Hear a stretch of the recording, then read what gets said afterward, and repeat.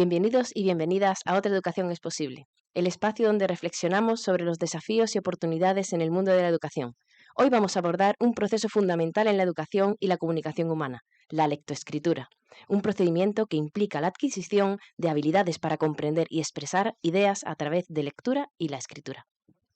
También hablaremos con la Asociación Educativa Barbiana, un grupo de personas que intentan promover la educación para la paz y la solidaridad, interesadas en revertir los valores predominantes que hacen de la situación mundial una realidad injusta y hostil para el 90% de la humanidad.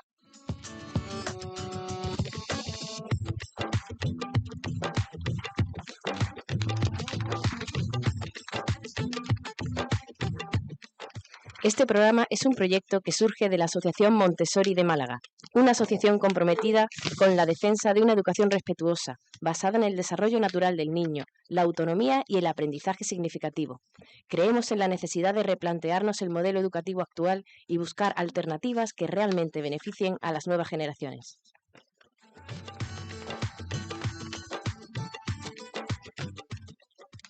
Y también surge desde la Asociación No Violencia en Acción, asociación que desarrolla sus actividades en el marco del humanismo universalista y que trabaja en numerosos países por una nación humana universal, es decir, un mundo sin fronteras y porque nada esté por encima del ser humano ni ningún ser humano por debajo de otro, tratando de transmitir desde nuestro interior la sensibilidad de la no violencia.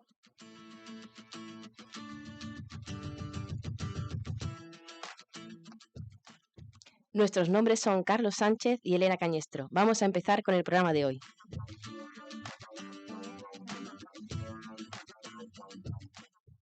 Hoy nos acompañan en la mesa Marta Ladrón Pérez y Ainhoa Castillo Barnese, maestras y guías de infantil. Bienvenidas. Gracias, hola.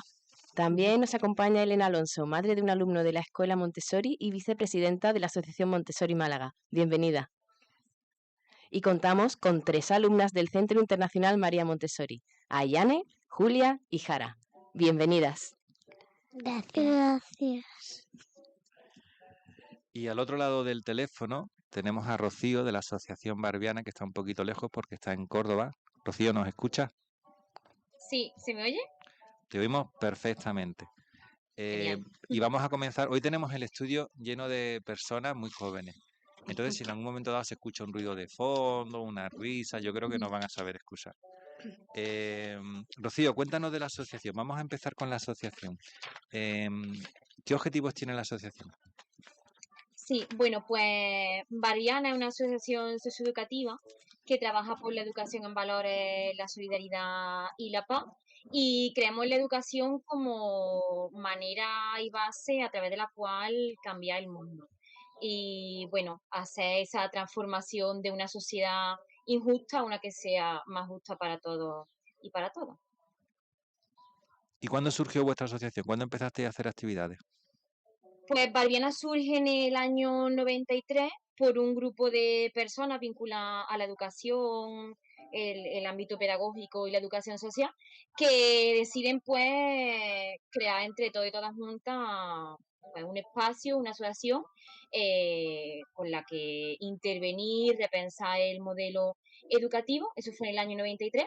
Y en el 95 es cuando surge el proyecto central, que es Plataformas de Solidaridad.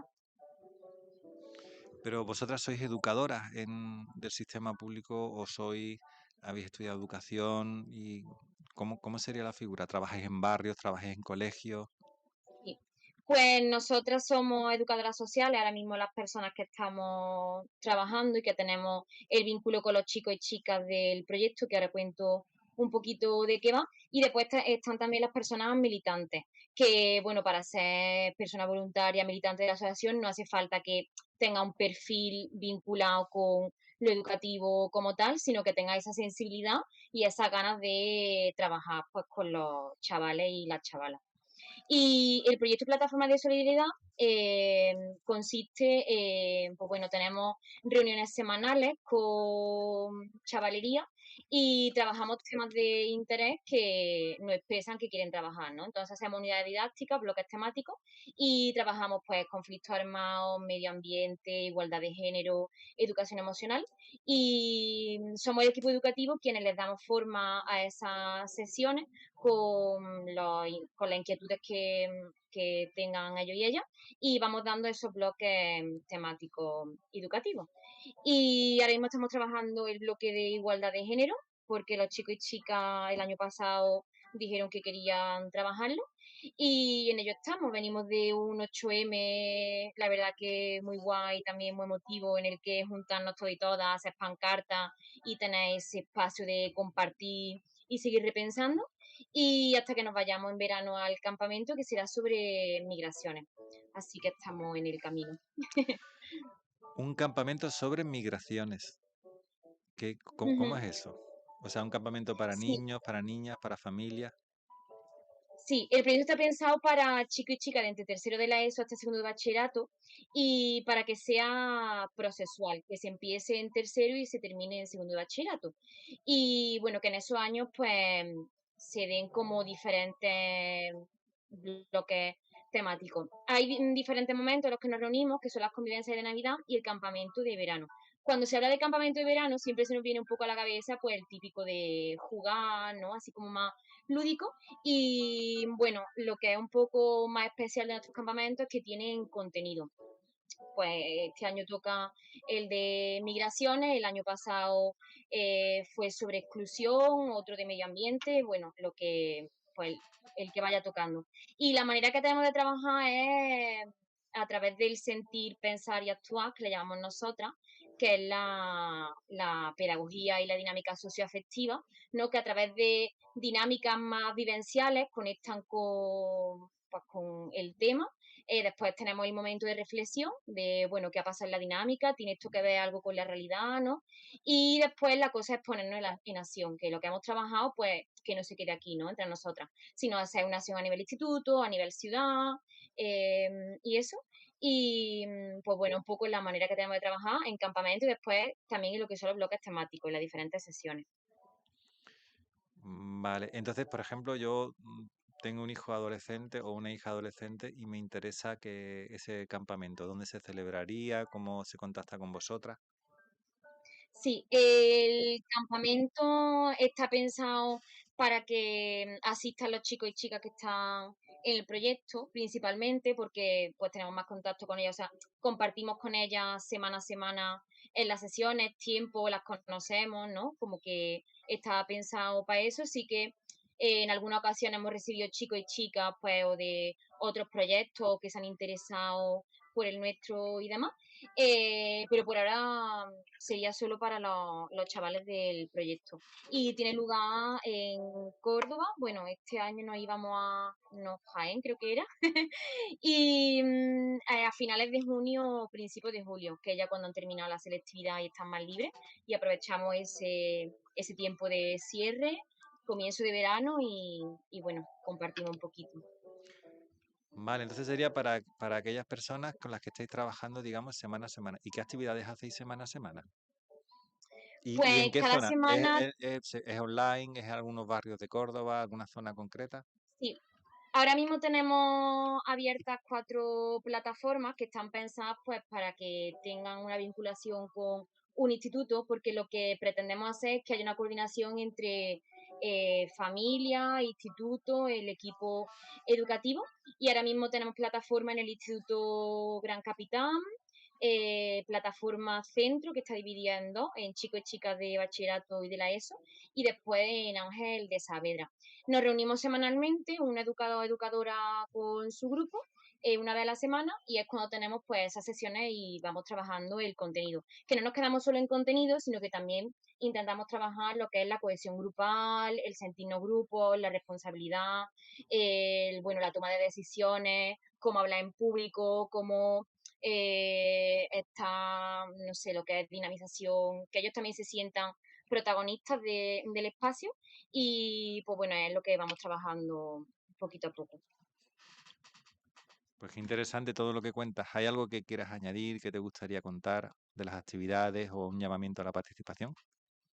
Pues nada, simplemente decir que creo que estos proyectos son muy necesarios, que se debe invertir en ellos y que bueno, que son la base sobre la que seguir pues caminando hacia ese futuro que queremos más inclusivo, respetuoso y para todo y para todas. Y pues nada, que viva la educación para el desarrollo y los proyectos pedagógicos transformadores. Pues muchas gracias. Te voy a hacer 2 preguntas más. ¿Qué te ha llevado a ti a hacer esta actividad? ¿Por qué rebelarse y hacer este tipo de actividades y no convertirse en una persona más normal, que no quiere cambiar nada? Bueno, porque no concibo una manera de estar en el mundo que no sea participando de aquellas cosas eh, que me rodean y que eso además se convierta en mi trabajo, pues me llena muchísimo. Y sí que creo que se pueden cambiar las cosas y pues en ello estamos. Y ya la última pregunta, muy fácil. Para ti, ¿qué es la educación? ¿Qué es educar? Uy, qué pregunta. Para mí educar es tener esperanza, sí, es tener esperanza y creer en las personas. Si no, yo no estaría trabajando de esto, ni sería educadora, ni estaría en este proyecto, ni estaría vinculada a Albiana. Así que sí, la esperanza sobre todo de que otras maneras de hacer, estar y ser, pues son posibles. Pues me quedo con eso. Educar es creer en las personas. Pues si quieres te puedes quedar, vamos a seguir con el programa. Si quieres te puedes quedar conectada, enganchada. Yo te veo de ladillo y si me haces un gesto te damos paso por si quieras intervenir en alguno de los puntos del programa. ¿Vale? ¿Te parece bien? Y Vale, seguimos con el resto genial. del programa. Vamos a poner un poquito de música y seguimos con el programa.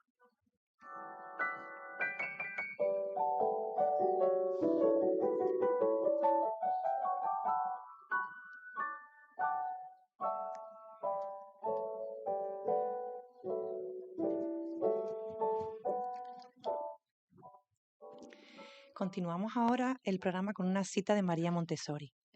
No debemos forzar al niño a leer o escribir, sino proporcionarle los medios para que descubra por sí mismo el placer de hacerlo. Cuando un niño tiene la libertad de explorar las letras con sus sentidos y asociarlas con los sonidos que conoce, la lectura y la escritura se convierten en una actividad apasionante y no en una obligación impuesta desde afuera.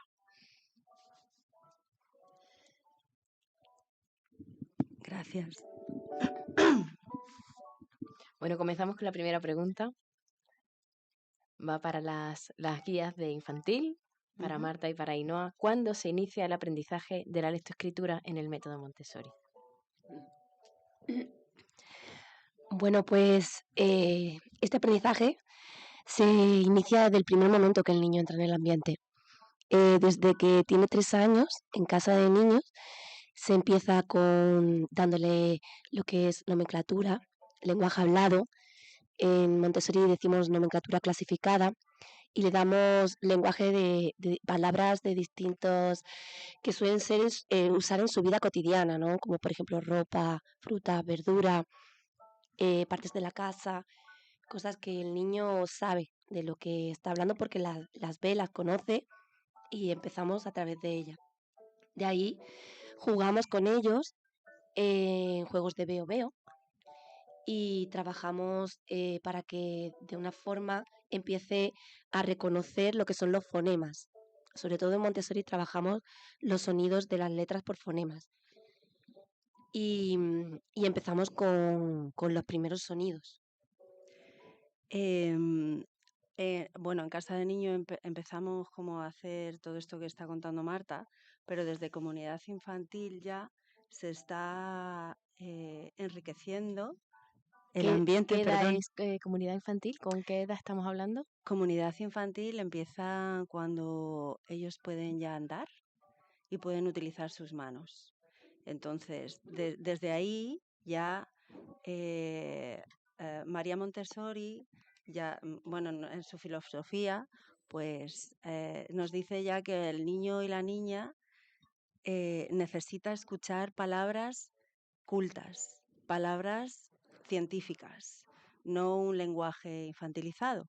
Entonces ya desde ahí los niños y las niñas están escuchando palabras, vocabulario de las cosas que tienen alrededor, de su contexto, pero la palabra real. O sea, si yo estoy viendo un pájaro, no es un pipi, es un pájaro, y además no es un pájaro, es que es un mirlo, ¿no? Y este tipo de enriquecimiento es muy importante porque, como dice Marta, luego ellos integran todo este vocabulario oralmente, que a través de nomenclaturas, como dice ella, ellos van integrando, pues, por ejemplo, porque pues sí, las frutas, las verduras, todo, pero también las partes de los diferentes animales que hay. Entonces, de los mamíferos, de los reptiles, de las aves. Y de 3 a 6 es cuando damos pues todo esto así muchísimo más específico. Y cuando tienen todo ese vocabulario, ya se puede trabajar como cuál es el primer sonido de cada palabra de ese vocabulario que ellos y ellas aprenden. Entonces, lo que ella cuenta que es el veo-veo es algo que nosotros hacemos, que es el análisis de sonido, que lo empezamos desde nada más que entran con 3 años, y es que por ejemplo, con 3 objetos que tienes que empiezan por el primer sonido: una taza, una tijera y un tomate. Entonces yo, que soy la guía, pues me pongo el tomate o sea, perdón, un tomate, una caja y una moneda. Y entonces yo me pongo el tomate y digo, dime un objeto que empieza por T. Y entonces el niño o la niña asocia ese primer sonido con ese objeto. Entonces empieza a poder discriminar los primeros sonidos de las cosas, como que cada palabra, ¿no?, empieza por un sonido. Cuando ya saben los primeros sonidos, vas al último. Entonces haces lo que he dicho antes de tomate, taza, tijeras. Entonces dices, tengo un objeto que empieza por T y termina por E. Y entonces el niño asocia que eso es tomate. Empieza por T y termina por E. Y esto lo practicamos un montón, y luego ya los sonidos intermedios. Entonces aprenden a discriminar cuál es el primero, cuál es el último de vocabulario general, de objetos generales, y luego cuáles son los intermedios. Una vez que ellos y ellas distinguen el primer sonido, empezamos a trabajar las letras de lija. Que las letras de lija son unas letras que, bueno, como su nombre indica, pues son de lija, y ellos y ellas las ven, pero no solamente las ven, las tocan, la forma. Entonces hacen otra conexión con el tacto que tiene para, con la memoria muscular, poder aprender esas letras. Entonces aprenden las letras así. Cuando aprenden muchas letras. Y con las letras de Sí. lija, tú le dices, por ejemplo, F, y ellos hacen la letra. ¿No? Nos- ¿Le presenta así la letra, el que se llama F? No, nosotros lo que hemos comentado antes en un principio, trabajamos por fonemas. Entonces, yo siempre le digo a mis niños, F es el nombre de la letra, ¿vale? Pero ese nombre tiene un sonido y el sonido es F. Entonces, trabajamos los sonidos de las letras. Y es importante trabajar los sonidos de las letras porque eso es lo que va a determinar que el niño empiece la lectoescritura antes. Es decir, cuando empezamos a trabajar por fonemas y el niño ya después de haber hecho el veo, como ha dicho Ainhoa, ya conoce y ya discrimina el símbolo de su sonido y ya sabe, por ejemplo, que cuando ve la E suena E o cuando ve la F suena F. Entonces, cuando tú le dices o le pones una flor, le dices a lo mejor, quiero que me pongas aquí flor, pero ¿cuántos sonidos tiene flor? Entonces él te dice los sonidos de la flor, te dice F, L, O, R. Y es más fácil para él ya ir a buscar directamente esas letras. Y eso es en 0,2 lo que tarda el niño una vez que es capaz de descomponer fonéticamente la palabra y entender que ese sonido tiene un símbolo y reconocerlo, es muy poquito tiempo en el paso que da ya para lo que es la escritura y para lo que es la lectura. Entonces empiezan a escribir antes que a leer. Sí, en Montessori empezamos primero a escribir antes que leer y esa es una de las diferencias que tenemos con también otros métodos distintos. Mm, mm. ¿Y qué otras diferencias? ¿Que ibas a decir algo y no? Sí, que cuando ellos y ellas discriminan ya, a la vez están practicando esa escritura, que empiezan tocándola con la lija, pero luego la van haciendo en pizarra lisa, porque ellos tienen que hacer rasgos súper grandes al principio, luego pasan a pautada más grande, luego pasan a pautada más pequeña, pero esta es como la parte física que se une, no sé si se me oye, ¿se Ahora me sí. oye? ¿Sí? Que se une con el alfabeto móvil, que el alfabeto móvil es un alfabeto de letras. Entonces, estas letras, aunque no las sepa escribir, pero las puede coger. Y entonces, si quiere escribir flor, aunque yo todavía no me salga muy bien la F, pues puedo ir al alfabeto móvil y yo puedo coger la F, la L, la O y la R. Y entonces, fonéticamente, lo escriben. Esto no quiere decir que la puedan leer, porque eso es un paso más allá. Al principio ellos y ellas descomponen. Entonces, si ellos quieren decir A, F, L, O, R, pero luego tú le pones flor y ellos no saben leerla, porque eso es otro paso más en el que tiene que aprender la conexión de cuando una letra o un sonido se junta con otro, una letra con otra. Qué interesante. ¿Os Sí. acordáis vosotras de eso? ¿De las letras de lija? ¿Las habéis utilizado? Sí. Sí. ¿Y qué tal? ¿Había alguna más difícil? Bueno, a mí me parecía un poco duro porque también era como un poco rasposo, entonces era como si estuvieras tocando una piedra afilada. Una piedra afilada. La letra de lija, ¿no? Ah.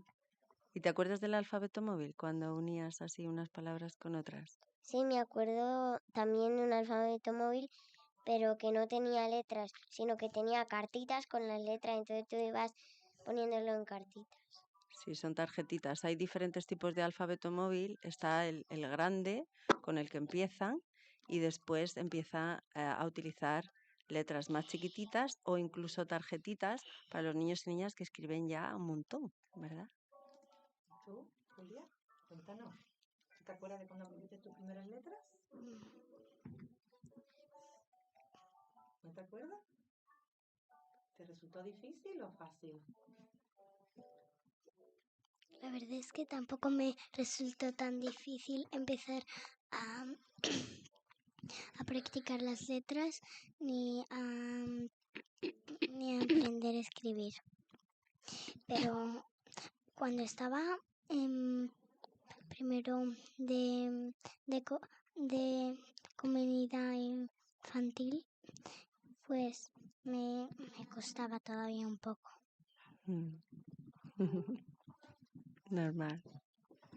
¿Y qué diferencias hay, aparte de aprender antes a escribir que a leer? ¿Qué otras diferencias hay con el método tradicional? Porque creo que en general los oyentes tendrán claro cómo se Sí. aprende. En la filosofía Montessori es un aprendizaje desde el principio del todo que va todo unido, en el que tú vas aprendiendo con una dificultad a la vez, pasito a pasito, con retos conseguibles. Entonces, cuando entran los niños y las niñas, por ejemplo, a casa de niños, que es edad 3-6, su área reina es la vida práctica. La vida práctica tiene un montón de materiales, que tiene muchas secuencias, que tiene cosas típicas así como cucharear, verter líquido, limpiar pizarra, limpiar mesa, limpiar todo abotonar todos los marcos y cremallera, todos los materiales se hacen siempre de izquierda a derecha y de arriba a abajo. Entonces tu mano se acostumbra a este movimiento ya de la lectura. Nuestra en España leemos de izquierda a derecha y de arriba a abajo. Entonces, pues esa parte prepara muchísimo el cuerpo, también prepara el ojo y también muchos materiales que son de la pinza. Entonces esa pinza ayuda ya a coger el lápiz, boli, lo que se vaya a utilizar de una manera adecuada. Y hacer la mano fuerte también, la muñeca, ¿no? Bueno, controlar tu cuerpo, el hacer todo lo que es los patrones cruzados, que cuando tú escribes letras o números, tú cruzas, ¿no? Tú vas y vuelves. Eso es algo que tiene que el cerebro madurar para poder hacerlo. Entonces, cuando tú haces todo este tipo de cosas, por ejemplo, el marco de lazos, en el que tú tienes varios lazos y cruzas, ¿no? Y vas de izquierda a derecha. Pero cruzas primero el izquierdo, luego el derecho, luego el izquierdo, luego el derecho. Ya estás trabajando todo eso que te va a ayudar después a poder escribir y leer mejor. Y luego el área sensorial, igual, que también tiene un montón de discriminación de figuras con toda la geometría y es que casi todos los materiales, o sea, yo invito a todo el mundo a que se pase a un Puertas Abiertas a una escuela Montessori, porque de verdad cada material es un mundo y todos tienen un montón de principios, de por qué se hace. Por eso el ser guía requiere un montón de trabajo, ¿verdad, Marta? Sí. De ejercicios y de repasar además todas las presentaciones, porque son tantas y tanto que tiene cada detalle que se hace de una manera específica, porque es de la manera que ayuda al niño o niña y ha sido además investigado de una manera científica, como es la mejor forma de aprendizaje. Entonces ellos disfrutan mucho toda esta parte y todo esto es un reto, pero lo estoy consiguiendo, y esto es un reto, pero lo estoy consiguiendo. Sí. Muy bonito. Entonces, por ejemplo, el practicar hacer lazos o hacer botones, ¿eso es un entrenamiento para la lectoescritura? ¿Ese ejercitar la mano de esa forma? Te puede pasar que hay determinados niños que a lo mejor ya estén en la lectoescritura, niños ya a lo mejor que tengas en el ambiente, porque como son edades mixtas, nosotros tenemos desde 3 a 5 o 6, y te des cuenta con ese niño de 5 años que ya está escribiendo, ya está leyendo, determinadas cosas que todavía a lo mejor ves que le faltan o que todavía no consigue perfeccionar del todo. Y entonces ahí es cuando, como dice Ainhoa, ¿no? Te vas a la observación, te coges tus álbumes de trabajo, reflexionas sobre ese niño en concreto y te das cuenta de que es tan sencillo como que vuelva otra vez a coger un marco de lazos o que se dedique a lo mejor a trabajar la costura, ¿no? Entonces ahí te das cuenta de que es una cuestión de muñeca, es una cuestión de cómo coger el lápiz, puede ser a lo mejor otra cosa más sensorial, pero la riqueza de Montessori es que en el mismo ambiente tiene un montón de materiales que hacen que después como guía puedas recurrir a ellos y el niño puede volver atrás para progresar y avanzar mucho más. ¿Y cómo hacéis, por ejemplo, con un niño que va más lento que otros niños, que tiene dificultades con el aprendizaje? Porque eh, habéis dicho que tenéis niños de diferentes edades en el ambiente. ¿Cómo manejáis? Porque va cada niño va... contadme. No Bueno, sé si he hecho la sí, pregunta. sí. Cada niño, cada niña es un mundo. Y es esa parte que dice Marta nuestra de la observación, que es tan importante de dónde va cada niño o niña y seguir el ritmo de cada uno, porque bueno, todos aprendemos de forma diferente. Algunos, no sé, tenemos niños y niñas que se les dan fenomenal las matemáticas, pero a lo mejor no tanto en las letras o no sé, no se enganchan tanto con una cosa u otra. Generalmente cuando nos enganchan es por una dificultad.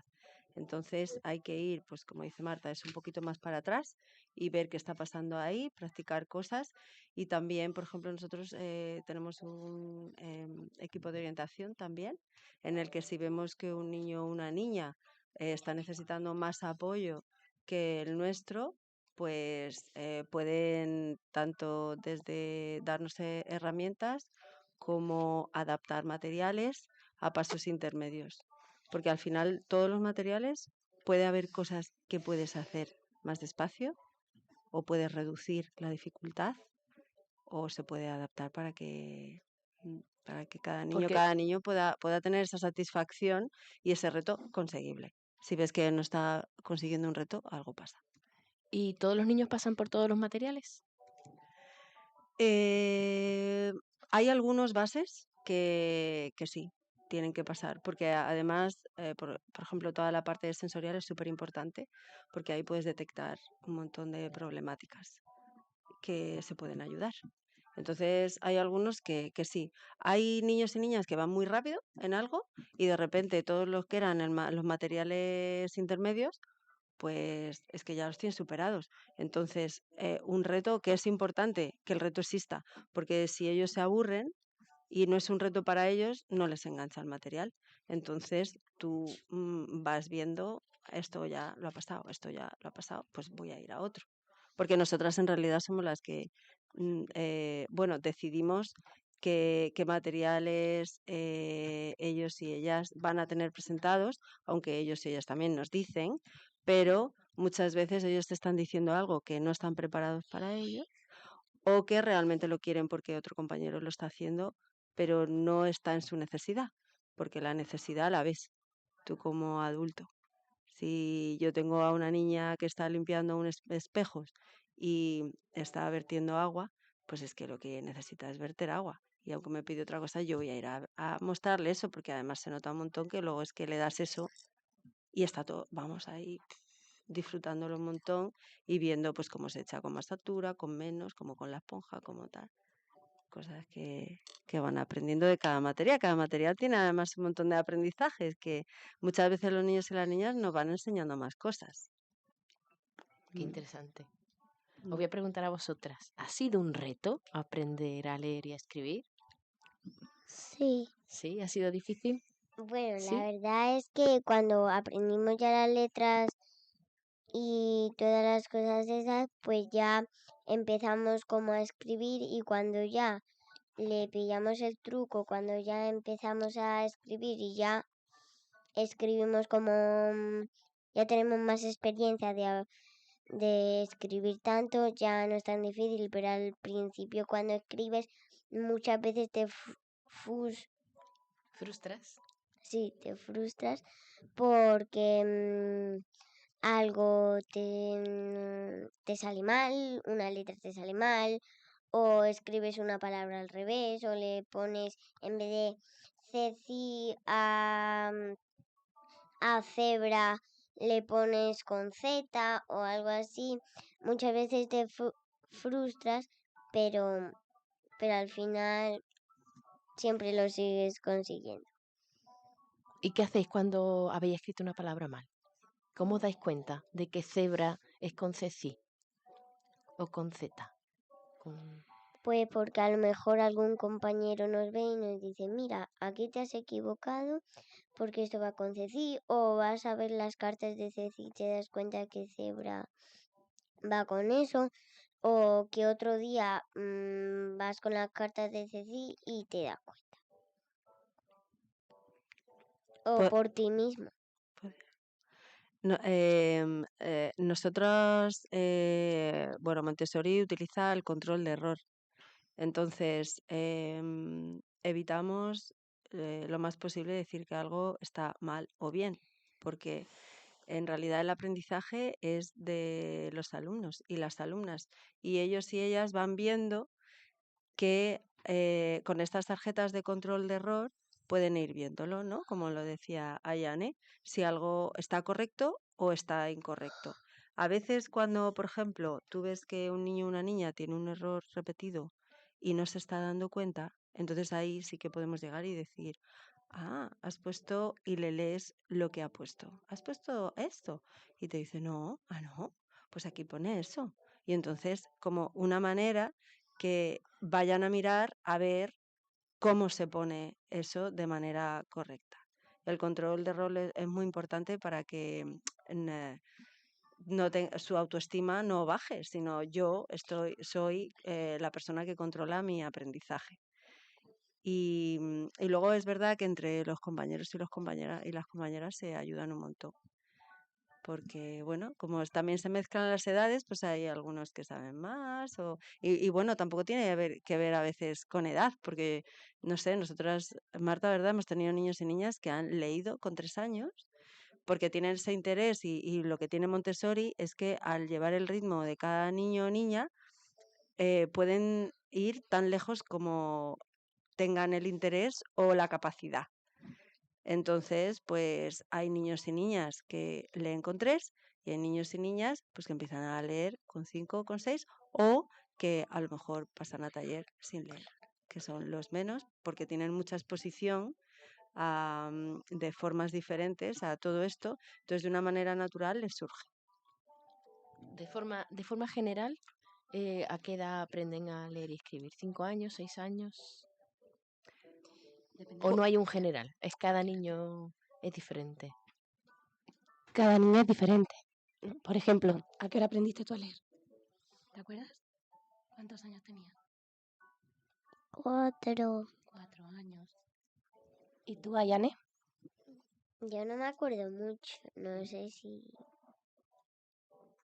Por ahí, 4 o 5. 4, 5. ¿Y tú, Julia? Bueno, yo es que aprendí a escribir a lo mejor con los 3 y mucho, pero sí, con los 3 o 4 por ahí. Yo no me acuerdo tampoco muy bien, como ha dicho Ayane, pero creo que empecé a escribir y a leer, a escribir primero. Empecé a escribir con 4 o 3 años y empecé a leer ya con 5 o 4 años. Sí, las letras de lija, pues 3, 4 empiezan con las letras de lija y ahí se empiezan a practicar. O sea que ahí ya, si van rápido y se interesan en ello, además, como se utiliza también toda la parte sensorial, ellos y ellas están en una parte sensorial en el que todo es ahí como esponjas. Entonces, sí que 3, 4 y con el alfabeto móvil pues empiezan a los 4, 5. Pero eso, hay niños y niñas pues que necesitan un poquito más de tiempo y sí que es bonita, por ejemplo, a mí me encanta cuando empiezan la primera presentación de las palabras leídas, que es la primera caja de objetos, en la que además se da como la importancia de cómo es de importante la escritura, porque de repente de pasar de lo oral y que solamente pueden, ¿no? Como se pueden mandar mensajes. Entonces la primera presentación es como que yo te voy a escribir algo y vas a ver, te lo estoy comunicando, pero sin decírtelo con la boca. Y entonces, para los niños y niñas, cuando hacen como esa conexión y son capaces de leer esa palabra, que la primera son palabras muy fáciles, así, taza, gato, bota, ¿no? Bisílabas y es como... Y descubren que pueden hacer eso, pues de repente les apetece un montón escribir todo el rato y leer, ¿no? Es como, yo quiero utilizar esta forma de comunicarme. Para la autoestima tiene que ser impresionante. Claro, por esa parte que ni nadie les ha dicho que está bien o que está mal, aunque tengan errores, no pasa nada, se les deja que trabajen con el alfabeto móvil, aunque si ven algo que tienen mal lo hacen con el control de error. Entonces sí que la verdad es que es una metodología donde estamos viendo hay caras de esfuerzo, porque hay veces que es como, no puedo, no puedo. Y tú dices, sí, sí puedes, y estamos ahí con ellos, ¿no? Y con ellas sentados, tú puedes, venga, tú puedes, tú puedes. Y cuando pasan esa parte, que hay materiales que les cuesta un montón de esfuerzo. O sea, de los lazos que yo estaba diciendo antes, bueno, pueden tardar hasta meses en poder hacer los lazos. Y cuando les sale al final, que es como, lo he conseguido. Y lo he conseguido se oye mucho en el ambiente. Con un decirte montón. que yo con Álvaro, Sí. como yo se enganchó a Sí. la filosofía Montessori más tarde, tengo el cuadro de lazos y lo tengo en Ajá, mi casa. sí, Una sí. mamá me lo ha pasado. Y el Eureka ese lo hizo hace 2 meses. Entonces él lo ha conseguido, lo he vivido ya hace poco. Entonces Sí. es súper guay. Lo del cuadro de lazos me parece a mí que debería estar en todos sitios. Y a colación de esto, quería hacer una pregunta que para mí es súper importante porque me encantaría que los que nos escucharan se engancharan a este método. Y ya que nos tenemos aquí el gran privilegio de estar vosotras aquí, ¿vale? Que una de las cosas que me chirría cuando dicen que los niños Montessori hacen lo que les da la gana. Entonces eso me gustaría que quedara muy claro con vosotras aquí, ¿vale? Que no es cuando quieren lo que hacen lo que les da la gana. Nada más lejos de la realidad, ¿no? Nada más Entonces lejos. me gustaría eso por un lado, que lo aclaraseis. Y segundo, esos padres que están, en mi caso, por ejemplo, con un niño con neurodivergente, ¿no? Que también es una oportunidad, siempre hay límites, yo entiendo que siempre no todo cabe, ¿vale? Siempre. Pero sí que me gustaría que pudieras decir algunas palabritas en ese sentido, ¿vale? Marta, ¿tú quieres explicar? ¿No? Bueno, pues en cuestión de la libertad, siempre es la libertad con límites. El ambiente ya en sí limita, tiene un material por cada cosa que se hace. Entonces, si un niño o una niña quiere hacer algo y otro niño o otra niña lo tiene que esperarse y tiene que trabajar ahí la paciencia. En cuanto a, en general, siempre trabajamos mucho también el respeto de una persona hacia otra, ¿no? Hasta dónde está mi libertad, dónde está la tuya, y siempre nos tratamos con mucha amabilidad. En esto somos súper estrictas. Montessori es educación para la paz y para que haya una gestión emocional, que se traten bien y, bueno, como que sean personas que puedan llevar el mundo a un lugar mejor, ¿no? En cuanto a límites, por ejemplo, en nuestro ambiente, ellos pueden desayunar cuando quieran, pero pueden desayunar cuando tengan hambre, cuando hay sitio en la mesa.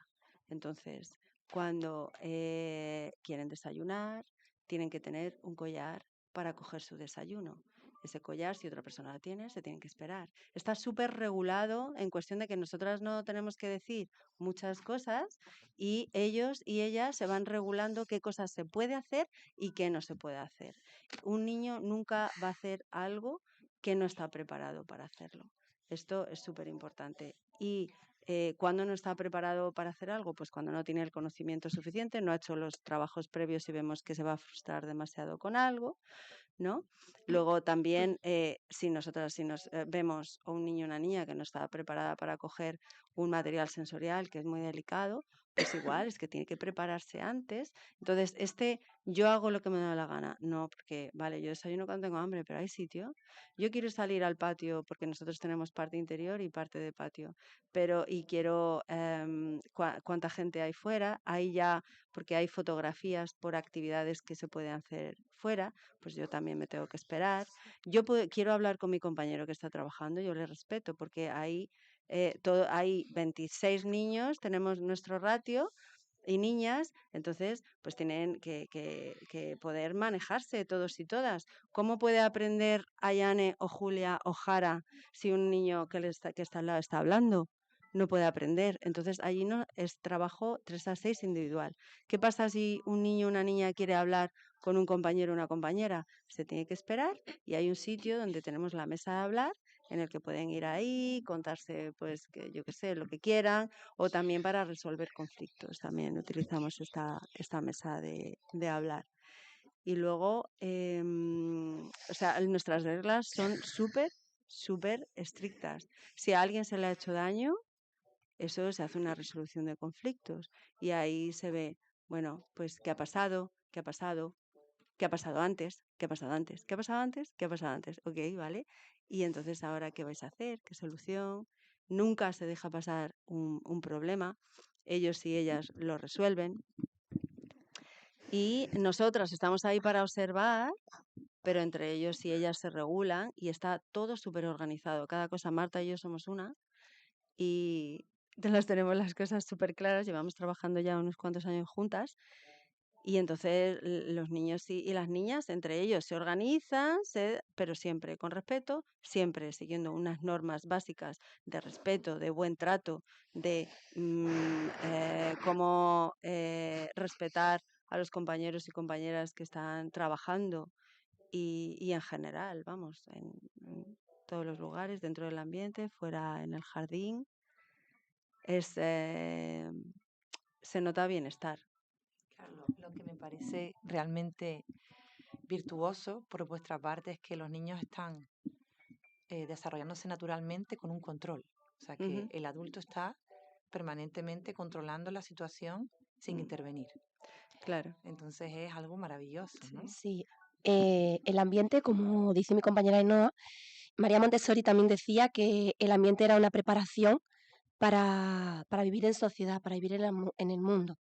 Cada ambiente Montessori, según en el país que se viva, es diferente, ¿vale? Entonces, el ambiente está hecho para que esos niños se preparen para vivir en sociedad en un futuro. Entonces, en ese ambiente tiene sus normas y esas normas ellos lo conocen.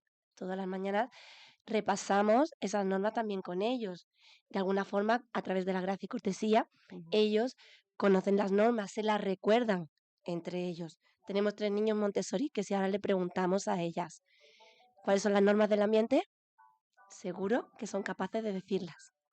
A ver, ¿cuáles son las normas del ambiente? Algunas, cada una que diga una.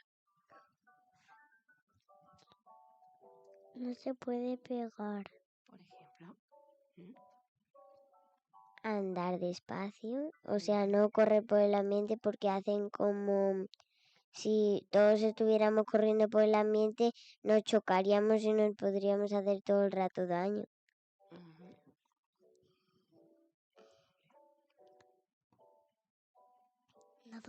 No desconcentrar a los compañeros. Ujú. ¿Y cómo hablamos en el ambiente? Con voz baja. Con voz bajita. O sea, no podemos estar gritando todo el rato.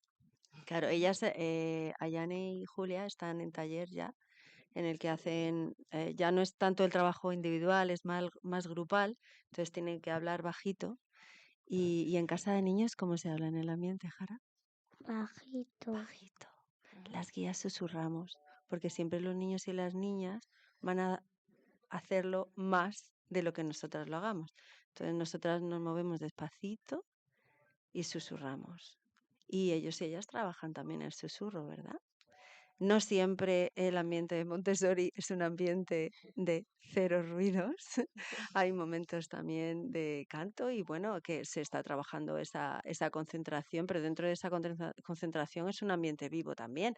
Los niños y las niñas hablan, andan, se preguntan cosas, se ayudan a trabajar, pero siempre en esa parte de concentración que es, bueno, cuando viene también la gente de prácticas y eso, lo que más les sorprende, que sean tan autónomos y tan autónomas, porque nadie les está diciendo, ahora puedes desayunar, ahora puedes salir al jardín, ahora puedes tal. Ellos y ellas se regulan. Cuando cogen los materiales, cómo lo tienen que dejar bonito, como el siguiente, si no lo ha dejado bien, le dice, oye, no me has dejado el material bien, ¿me lo puedes dejar por favor bien? O es que la mesa de desayuno no la has limpiado y ahora voy yo, ¿me la puedes por favor limpiar? ¿No? Esa parte también de pedir y de poder decir que les gusta, que no les gusta, tenerlo claro y claro, esa preparación para la sociedad que es tan importante. La gracia y cortesía para nosotras lo que hacemos en vez de decir cuándo se hacen las cosas o cómo mostramos cómo lo vamos a hacer, ¿no? Y esta es una manera en la que, por ejemplo, en el ambiente voy a mostrar cómo se anda en el ambiente. Y entonces andamos muy despacito y le decimos a otro niño y otra niña, ¿lo puedes mostrar tú? Y así a varios, pues estas son las maneras en las que vamos a andar en el ambiente para respetar a los demás. Y esa es la gracia y cortesía, mostrar. Mostrar. Ya vamos a ir terminando, que nos queda poquito tiempo. Voy a preguntarle aquí a estas niñas, a algún niño que nos esté escuchando y que esté en ese proceso de esfuerzo de aprender a leer y a escribir, ¿qué le diríais?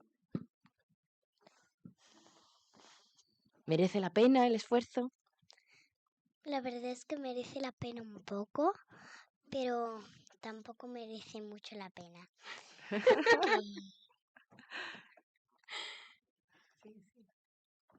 Que entonces, pues le podrías decir que se podría esforzar un poquito más y seguro que si se esfuerza un poquito más lo consigue. Sin pena, ¿no? Lo consigue sin pena, eso. ¿Leer a ti, Julia, te gusta leer? La verdad es que me gusta leer mucho Antes cuando no estaba todavía en proceso de aprender, todavía no estaba en proceso de leerme cuentos largos y cosas así, pues entonces yo había veces que me frustraba un poco y lo intentaba hasta que ya me salía. Y ahora ya estoy empezando a leer mucho y me está gustando y me gusta mucho la lectura.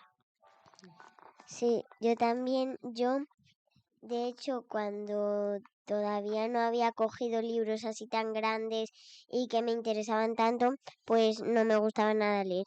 Y entonces yo decía, es hora de lectura, jope, cogía un libro pero un poco aburrida. Y ahora que he encontrado unos libros que me gustan como Unicornia y Isadora Moon, que es como una vampira un poco rara, pues el primer día que empecé así a leer me quedé así y al final me quedé como no sabía que era tan guay leer y entonces empecé a leer y ahora me leo libros así de gordos en muy poquitos días y me encanta. Yo la verdad es que también me estoy leyendo un cuento de Isadora Moon, es de manualidades y me está gustando mucho. ¿Te gusta leer? Sí, ¿Cómo te sientes leyendo?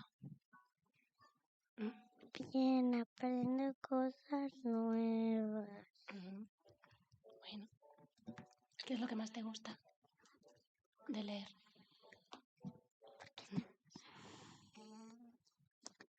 ¿Cuentitos? ¿Sí? ¿Por la noche?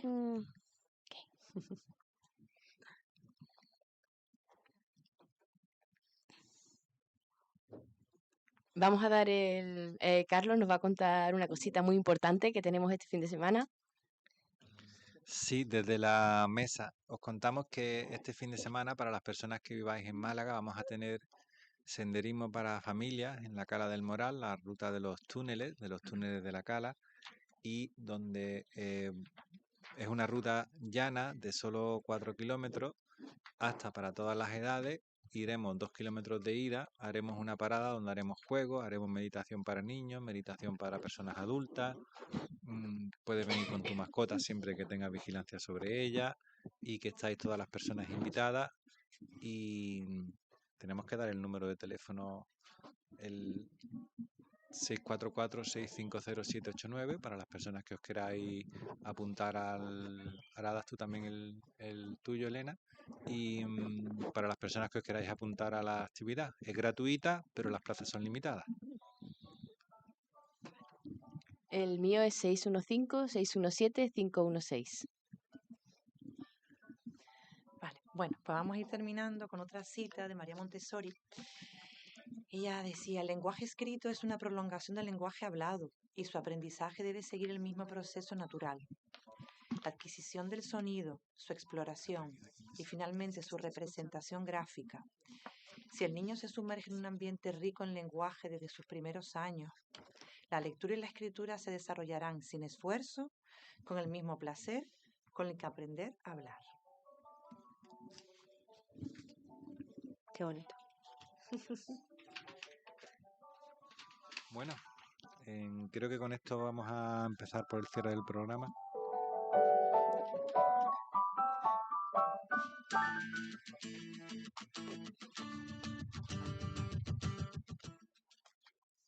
Agradecer a todas las personas que habéis venido hoy al programa. Muchas gracias por haber venido. Es un placer. Por habernos invitado. Podéis venir cuando queráis, tenéis las puertas abiertas. Todos los meses vamos a seguir hablando de educación, vamos a seguir hablando de educación alternativa, de muchos tipos de educación. Vamos a hablar de Montessori, de la propuesta Montessori, de la experiencia Montessori. Y nada, deciros que hasta aquí ha llegado nuestro programa de Otra Educación es Posible. Hemos emitido desde Onda Color Comunitaria en la FM 107.3 o en la web ondacolor.org, y también nos encuentra en formato podcast en el canal Color Comunitaria, en la app para móviles SoundCloud, en el canal de Onda Color Comunitaria, que está ubicada en el distrito Palma Palmilla. Es una radio sin ánimo de lucro y vinculada a la red de medios comunitarios y Asociación de Emisoras Municipales y Comunitarias de Andalucía. En la parte técnica, mesa de mezcla, ha estado Sonia Rodríguez y Carlos. Os invitamos a seguir en nuestro podcast en SoundCloud, en el canal Color Comunitaria, y os deseamos una semana llena de retos que os ayuden a crecer y a aprender.